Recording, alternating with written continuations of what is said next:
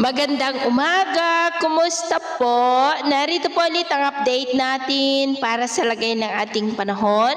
Ngayong umaga po ng August 25, 2025. Sa ngayon po ay patuloy pa rin natin na binabantayan ang sama ng panahon na nasa silangan po ng ating bansa about 282 km east ng Dinagat Island na nagbabanta po na tatama dyan sa may Eastern Visayas at Bicol region at papalakasin rin niya ang habagat na lalo po na magdudulot ng mas maulan na panahon sa susunod na mga oras dito po sa ating bansa. At ito nga ang pinapakita ng forecast model natin pong ginagamit hanggang po sa susunod na 2 linggo. At sa lagay ng ating panahon, ngayong madaling araw ay may mga isolated rain sa ilang bahagi ng Bicol region, Bataan, Metro Manila, Northeast ng Cagayan, Marinduque, Romblon, Occidental Mindoro, Panay Island, Negros, Cebu, Bohol, Leyte, Samar Provinces, Surigao del Norte, Zamboanga, Sulu Archipelago at Sarangani.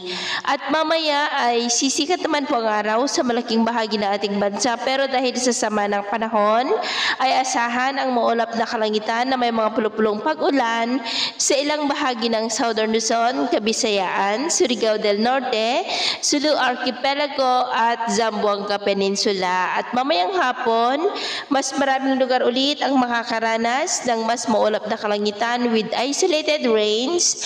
Kaya kung lalabas tayo sa ating matahanan, ugaliin lamang po natin lagi ang magdala ng kahit anong panangga natin sa init ng araw at proteksyon na rin po sa mga biglaang buhos ng ulan. Sa atin naman po mga baybayin, wala naman po tayong nakataas na namang gale warning signals, pero iba yung pag-iingat lamang po kung papalaot tayo para mas makaiwas sa mga sakunang pangkaragatan.